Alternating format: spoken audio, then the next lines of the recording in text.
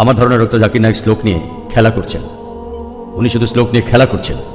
ইসলাম এই পৃথিবীর মানুষকে ভাগ করেছে দুই ভাগে, একটা হলো মুমিন, আরেকটা হলো কাফের। অবশ্যই আমরা ইসলাম ধর্মের এই কথাগুলো বিশ্বাস করি না, মানতেও পারি না। তাই ইসলাম ধর্ম যেভাবে আমাদের উপর সর্বজনীন ভ্রাতৃত্বকে চাপিয়ে দিচ্ছে, সেটা আসলে কখনোই সম্ভব না। ইসলাম মানুষের মধ্যে শুধু বিভেদ তৈরি করে। তাদের মধ্যেও আছে শিয়া, সুন্নি, এছাড়াও ইসলামে আরো 70টা গোত্র আছে। হ্যাঁ, আমি আমার প্রশ্ন করছি, সমস্যা ইসলাম এটা দিতে পারবে না। পৃথিবীতে একমাত্র হিন্দু ধর্মই আমাদের সর্বজনীন ভ্রাতৃত্ব উপহার দিতে পারবে। একাম সত্তা বিপ্রবহতা ভেদান্তি, একটু আগে আপনি বললেন ইসলাম এটা কোনোভাবেই মানে না। গরু হত্যা করছে, কাফির হত্যা করছে, তাদের সম্পত্তি কেড়ে নিচ্ছে, লুট, নারী নির্যাতন। ইসলামই বলে ভ্রাতৃত্ব তাহলে কিভাবে আসবে? আপনার মুখে ভ্রাতৃত্বের কথা আসলে শুধু শ্লোক নিয়ে খেলা করা। আপনি আসলে হিন্দু ধর্ম বলতে গিয়ে ইসলাম ধর্ম বলে ফেলেছেন। ভাই, আপনি বেশ কিছু মন্তব্য করেছেন। আর ইসলাম বলে ইন্নাল্লাহা মা'আস সাবিরিন, নিশ্চয়ই আল্লাহ তাদের সঙ্গে আছেন যারা ধৈর্যশীল। ভ্রাতৃত্ব বজায় রাখতে গেলে আপনাকে ধৈর্যশীল হতে হবে। ধৈর্যশীল যদি আমরা না হই, তাহলে ভাইয়ের সাথে ভাইয়ের যুদ্ধ লেগে যাবে। ইসলাম বলছে, সূরা আল বাকারার 153 নম্বর আয়াতে আছে, ইন্নাল্লাহা মা'আস সাবিরিন, নিশ্চয়ই আল্লাহ ধৈর্যশীলদের সঙ্গে আছেন। আর ভ্রাতৃত্ব বজায় রাখতে চাইলে ধৈর্যশীল হতে হবে। আর আমি এখানে উপস্থিত গুরুজনদের শ্রদ্ধা করি। তিনি হয়তো হিন্দু ধর্ম সম্পর্কে ভালো জানেন, তবে দুঃখিত যে আমি তার সঙ্গে একমত নই। ইসলাম সম্পর্কে তার জ্ঞান কিছুটা কম। আর ওনার সাথে আমি একমত যে ইসলাম ধর্মে মানুষকে দুই ভাগে ভাগ করা হয়। একটা হলো যারা বিশ্বাসী মুমিন, আরেক দল হলো কাফির, উনি যেভাবে বললেন। আর প্রত্যেক ধর্মেই দুই প্রকার মানুষ আছে, এমনকি হিন্দু ধর্মে হিন্দু আর অহিন্দু, খ্রিস্টান ধর্মে খ্রিস্টান আর অখ্রিস্টান, ইহুদি ধর্মে ইহুদি আর নন ইহুদি, ইসলামে মুসলমান আর অমুসলমান। তাহলে ইসলাম আলাদা হলো কি করে? আর আমি এখানে হিন্দু ধর্মের সমালোচনা করবো না, আমি সমালোচনা করবো না। কিন্তু আজকের এই লেকচারে আমি হিন্দু ধর্ম নিয়ে কথা বলবো, কারণ আমি বিভিন্ন ধর্মের একজন ছাত্র হিসাবে আমি বেদ পড়েছি, আমি উপনিষদ পড়েছি। তবে এখানে ছোট্ট একটা মন্তব্য করি।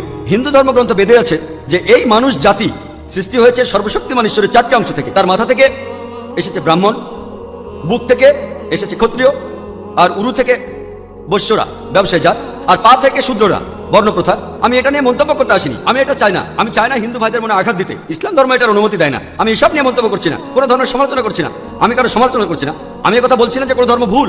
তবে আপনি যদি ভালোভাবে বেদ পড়ে থাকেন, আপনি এখানে সবাইকে বলতে পারেন বেদে কথা বলে কিনা যে স্রষ্টার মাথা থেকে ব্রাহ্মণ এসেছে, তার বুক থেকে ক্ষত্রিয়রা এসেছে, উরু থেকে এসেছে বৈশ্যরা ব্যবসায়ী জাত, বিদ্বান গোত্র, যোদ্ধা গোত্র, ব্যবসায়ী গোত্র, শূদ্র।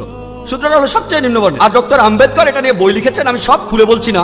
হিন্দু ধর্ম আমি ভালোভাবে পড়েছি, আমি হিন্দু ধর্মের অনেক কিছু শ্রদ্ধা করি, বেশ কিছুর ব্যাপারে একমত নয়, এটা আমাকে আপনি বলতে বাধ্য করলেন। পবিত্র কোরআনে সূরা আনামের 108 নম্বর আয়াতে আছে, তাহাদিগকে গালি দেবেন আল্লাহকে ছাড়িয়ে তাহারা যাহাদিগকে ডাকে, কেননা অজ্ঞানতাবশত তাহারা গালি দিবে আল্লাহ সুবহানাহু ওয়া তাআলাকে। এখানে আমি হিন্দু ধর্মের ভালো দিকগুলো নিয়ে বলেছি।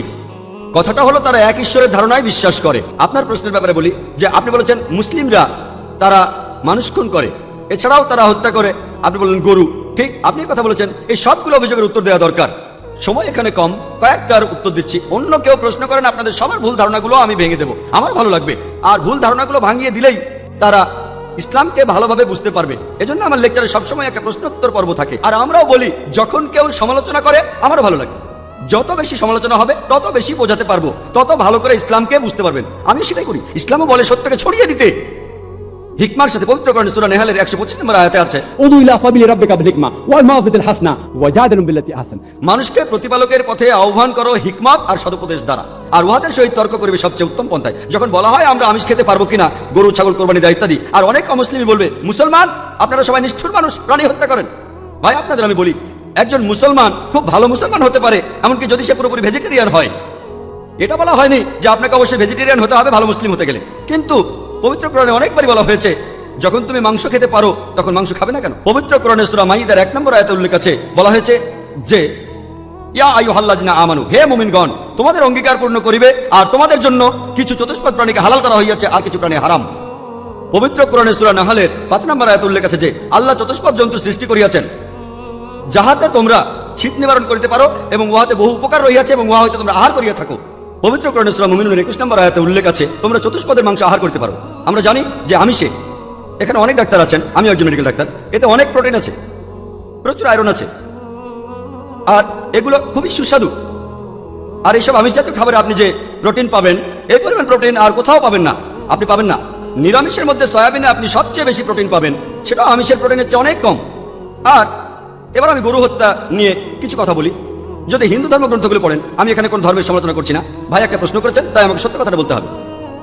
হিন্দু ধর্মে আমিষ খাওয়ার অনুমতি দেওয়া হয়েছে। হিন্দু ধর্মগ্রন্থে দেখবেন সাধু সন্তরা আমিষ জাতীয় খাদ্য খায়, এমনকি গরুর মাংস। পরবর্তীতে অন্যান্য বেশ কিছু ধর্মের প্রভাবে, যেমন ধরুন জৈন ধর্ম ইত্যাদি, মানুষের উপর অহিংসা দর্শনের প্রভাব এসে পড়লো, তারা প্রাণী হত্যা বাদ দিল, তারা এই দর্শনটাকে তাদের জীবনধারায় যোগ করলো। তবে ইসলাম ধর্ম প্রাণীদের অধিকারের কথা বলে থাকে। শুধু প্রাণীদের অধিকার নিয়ে আমি একটা লেকচার দিতে পারি। পবিত্র কোরআনে আছে, পশুর উপর বেশি বোঝা চাপিও না, তাদের প্রতি সদয় হও, তাদের খাদ্য দাও, কিন্তু প্রয়োজনে তোমরা তাদের মাংস খাইতে পারো। আর যদি আপনি অন্যান্য ধর্মগুলো ভালোভাবে দেখেন, অনেকে আমিষ খেতে বারণ করেছে। এই দর্শনের ভিত্তিটা হলো এই যে আপনি প্রাণী হত্যা করবেন না, কারণ তাদের জীবন আছে, সে কারণে আমিষ খাওয়াটা অন্যায়। আমি এর সাথে একমত। যদি কোনো মানুষের পৃথিবীতে মানুষ হত্যা না করে থাকে, সেখানে আমিই থাকবো সবার উপরে। সর্বজনীন ভ্রাতৃত্ব হিন্দু ধর্মে আছে যে সব প্রাণী আপনার ভাই, প্রত্যেক প্রাণী হোক সে সাপ, পাখি অথবা পতঙ্গ। আমি আপনাদের একটা প্রশ্ন করছি যে কোন মানুষটা হাজার হাজার ভাইকে না মেরেও 5 মিনিটের জন্য বেঁচে থাকতে পারে?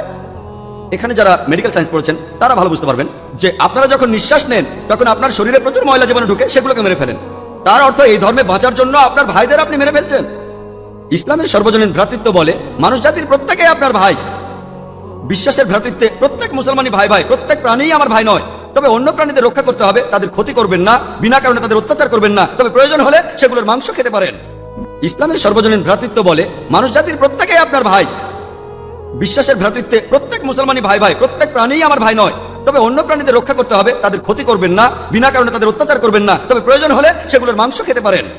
তাই যে দর্শন বলে আমিষ খাবার খাওয়া অন্যায়, কারণ এখানে আপনি প্রাণী হত্যা করছেন, বিজ্ঞান প্রমাণ করেছে, এমনকি গাছপালারও জীবন আছে, আপনারা জানেন। তাই একথা এখানে খাটছে না যে প্রাণী হত্যা করা অন্যায়। তাই এখন তারা যুক্তিটা পাল্টে বললো যে আচ্ছা গাছেরও জীবন আছে, তবে তারা ব্যথা অনুভব করে না, তাই গাছ হত্যার চেয়ে প্রাণী হত্যা অনেক বড় অপরাধ। আর আজকের দিনে বিজ্ঞান উন্নত হয়েছে, আমরা জানি গাছও ব্যথা অনুভব করে, এমনকি গাছও কাঁদতে পারে, গাছেরও ভালো লাগতে পারে। তাই গাছ ব্যথা অনুভব করে না, এটা টিকলো না। এখানে ব্যাপারটা হলো যে গাছের কান্না মানুষ শুনতে পায় না, কারণ মানুষ কানে যে শব্দ শোনে সেটা সীমা 20 সাইকেল পার সেকেন্ড থেকে 20,000 সাইকেল পার সেকেন্ড। এই সীমার মধ্যে কিছু হলে মানুষ সেটা শুনতে পায়, এই সীমার নিচে বা উপরে মানুষ কিছু শুনতে পায় না। যেমন ধরুন কেউ যদি ডগ হুইসেল বাজায়, ডগ হুইসেল চেনেন, যেটাকে বলে সাইলেন্ট ডগ হুইসেল। যখন কেউ এই হুইসেল বাজায়, এটা সীমা হচ্ছে 20,000 সাইকেল পার সেকেন্ডের উপরে, 40,000 সাইকেল পার সেকেন্ডের নিচে। কুকুর 40,000 সাইকেল পার সেকেন্ড পর্যন্ত শুনতে পায়। তাই কেউ যদি হুইসেল বাজায়, কুকুর হুইসেলটা শুনতে পারে কিন্তু মানুষ শুনতে পায় না, এটাকে বলা হয় সাইলেন্ট ডগ হুইসেল। একইভাবে গাছপালার যে কান্নাকাটি আমরা মানুষরা কিছুই শুনতে পাই না, তবে গাছও কাঁদে, তারাও ব্যথা অনুভব করে। আমাদের একজন ভাই বললেন, যিনি বিষয়টা নিয়ে বেশ তর্ক করছিলেন, আর আমাকে বললেন, ভাই জাকির আপনার কথা আমি মেনে নিলাম যে গাছপালারও জীবন আছে, তারাও ব্যথা অনুভব করে, তবে আপনি কি জানেন যে গাছের 2টো ইন্দ্রিয় কম আছে, তাদের 3টা ইন্দ্রিয় আছে, পশু পাখির ইন্দ্রিয় আছে 5টি।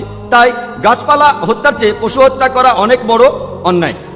আমি তাকে বললাম যে ভাই, ধরুন আপনার একজন ছোট ভাই আছে, সে ছোটবেলা থেকে বোবা আর কালা, 2টো ইন্দ্রিয় কম, সে বড় হওয়ার পরে কেউ একজন তাকে খুন করে ফেললো, আপনি কি বিচারককে বলবেন ও মি লর্ড এই খুনিকে কম শাস্তি দিন কারণ আমার ভাইয়ের 2টো ইন্দ্রিয় কম ছিল, এই কথাই বলবেন? আপনি বলবেন ও মি লর্ড তাকে দ্বিগুণ শাস্তি দিন কারণ সে একজন নিষ্পাপ মানুষকে হত্যা করেছে। তাই ইসলামে এটা কোনো যুক্তি নয় যে 2টো বা 3টা ইন্দ্রিয়। পবিত্র কোরআনে সূরা বাকারার 168 নম্বর আয়াতে আছে, যে বৈধ খাদ্যবস্তু আছে তাহা তোমরা আহার করো। তার অর্থ যেগুলো বৈধ আর হালাল খাবার সেগুলো খেতে পারো। আর এ কারণে আপনারা দেখতে পাবেন যে গবাদি পশু, আল্লাহ সুবহানাহু ওয়া তাআলার ইচ্ছায় গবাদি পশু বংশ বিস্তার করে বেশ তাড়াতাড়ি, মানুষ এবং অন্যান্য পশুর তুলনায় বেশ তাড়াতাড়ি দ্রুত বংশ বিস্তার করে। যদি আপনার কথা মেনে নেই যে মানুষ কোনো গবাদি পশু খাবে না, তাহলে পৃথিবীতে গবাদি পশুর পরিমাণ অনেক বেড়ে যাবে, অনেক বাড়বে। আর বললেন গরু হত্যা করা, এ নিয়ে বই লিখেছেন মাওলানা আব্দুল করিম পারেক। গো হত্যা, গরু কোরবানি কে জন্য দায়ী? যদি ভালোভাবে দেখেন, যারা চামড়া নিয়ে ব্যবসা করে, গরুর চামড়া, মুসলিম অমুসলিম উভয়ই আছে, চামড়া, গরুর চামড়া, তারা এটা করে। তাই এটা থেকে যারা উপকার পাচ্ছে এই গোহত্যা থেকে, তাদের মধ্যে মুসলিমদের চেয়ে অমুসলিমরাই বেশি। তাই যদি ইতিহাস ভালোভাবে জানেন আর যুক্তিও ভালোভাবে বোঝেন, আমরা জানি আল্লাহ বলেছেন যে বৈধ খাদ্যবস্তু আছে তাহা তোমরা আহার করো, যদি এটা খান এতে কোনো সমস্যা নেই। এছাড়াও যদি ভালোভাবে দেখেন, তৃণভোজী প্রাণীর দাঁতগুলো যদি দেখেন, গরু, ছাগল, ভেড়া, তারা শুধু শাকসবজি খায়, তাদের দাঁতগুলো সব সমান। যদি আপনারা মাংসাশী প্রাণীর দাঁতগুলো ভালোভাবে খেয়াল করেন, সিংহ, বাঘ, চিতাবাঘ, তাদের দাঁতগুলো খুব সুচালো, তারা শুধু মাছ মাংস খায়। যদি আপনি মানুষের দাঁত দেখেন, আয়নায় আপনার নিজের দাঁত দেখতে পারেন, আমাদের সুচালো দাঁত আছে, সমান দাঁতও আছে। যদি সর্বশক্তিমান ঈশ্বর আমাদের শুধু নিরামিষই খেতে বলতেন, তাহলে আমাদের সুচালো দাঁত দিলেন কেন? কেন? আমিষ খাওয়ার জন্য? যদি আপনারা তৃণভোজী প্রাণীদের পরিপাকতন্ত্র ভালোভাবে খেয়াল করেন, গরু, ছাগল, ভেড়া, তাদের পরিপাকতন্ত্র শুধু নিরামিষই হজম করতে পারে। মাংসাশী প্রাণীগুলোর পরিপাকতন্ত্র, বাঘ, সিংহ, চিতাবাঘ, তারা শুধুমাত্র আমিষ হজম করতে পারে। আর আমাদের মানুষের পরিপাকতন্ত্র আমিষ নিরামিষ দুটোই হজম করতে পারে। যদি সর্বশক্তিমান ঈশ্বর আমাদের শুধু নিরামিষ খেতে বলতেন, তাহলে কেন এমন পরিপাকতন্ত্র দিলেন যেটা আমিষ নিরামিষ দুটোই হজম করতে পারে? তাই বিজ্ঞান নিয়ে যদি পরীক্ষা করেন, সৃষ্টিকর্তা আমাদের আমিষ নিরামিষ দুটোই খাওয়ার অনুমতি দিয়েছেন। আশা করি উত্তরটা পেয়েছেন। যদি আপনার অন্য কোনো প্রশ্ন, কোনো ভুল ধারণা থাকে, আমি আনন্দের সাথে তার উত্তর দেবো। একবারে একটা ধারণা বলবেন যাতে আমি তা দূর করার সময় পাই। আপনাকে ধন্যবাদ।